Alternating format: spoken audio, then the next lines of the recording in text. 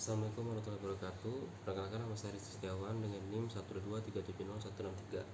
Di sini saya akan menjelaskan kembali hasil pembelajaran mengenai mata kuliah Sistem Penyaliran Tambang untuk minggu kelima. Di mana pada minggu kelima ini saya mempelajari mengenai konsep penguapan dan infiltrasi, di mana yang memuat evaporasi dan evapotranspirasi, kemudian infiltrasi air pada zona tak jenuh, dan cara pengukuran penguapan dan infiltrasi.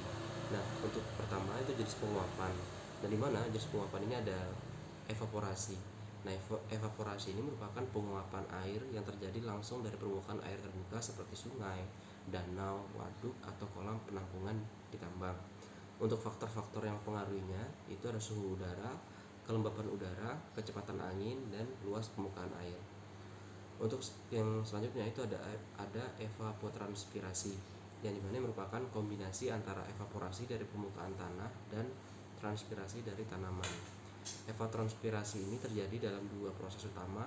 Yang pertama itu ada evaporasi tanah, dan yang kedua ada transpirasi tanaman. Untuk evaporasi tanah ini air yang menguap langsung dari tanah basah, dan untuk transpirasi tanaman ini air yang diserap oleh akar tanaman dan dilepaskan ke atmosfer melalui stomata daun. Dan terus selanjutnya itu konsep infiltrasi air pada zona tak jenuh.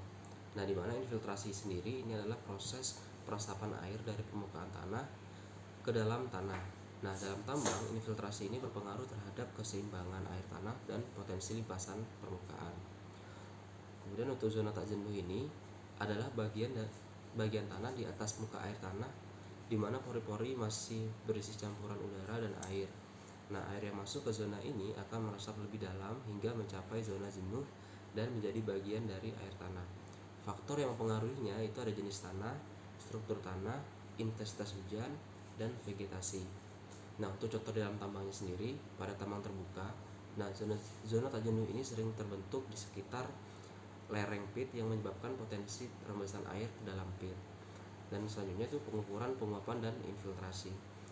Untuk pengukuran evaporasi dan evapotranspirasi, yang pertama metode pengukuran evaporasi itu ada evaporimeter atau panci klasik atau pan evaporation, di mana alat ini berbentuk wadah terbuka berisi air yang ditempatkan di lingkungan terbuka.